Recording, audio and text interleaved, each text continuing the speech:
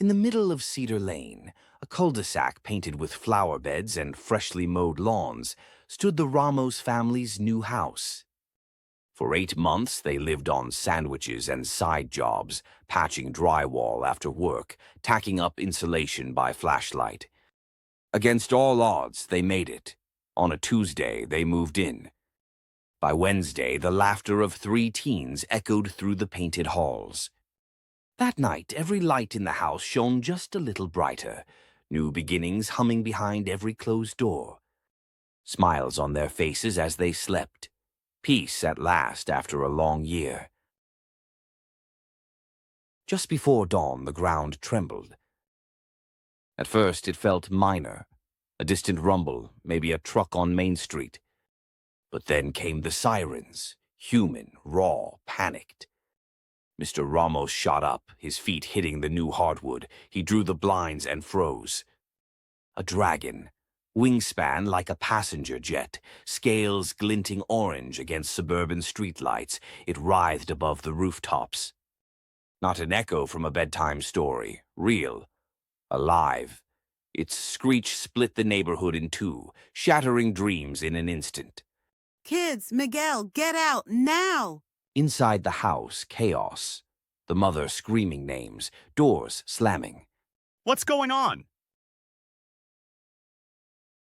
3 teenagers stumbling over each other, grabbing whatever lay at hand.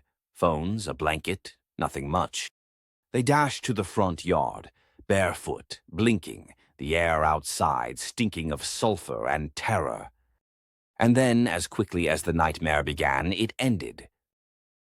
The dragon unfurled its neck, letting loose a ribbon of fire that swept across the Ramos home.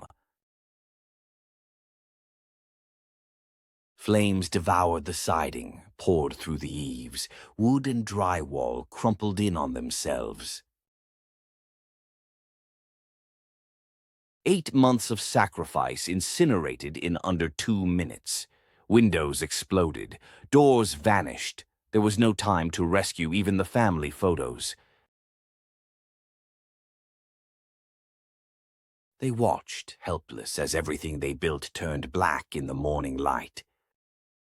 A headline flickered in the father's mind.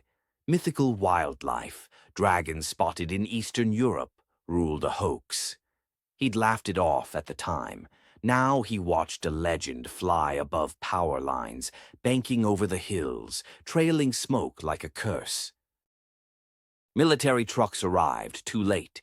Neighbors gawked from doorways, some filming, some weeping, none able to help. Orders were shouted, tranquilizers loaded, but the dragon was already gone. What remained was ash, heat, and shocked silence.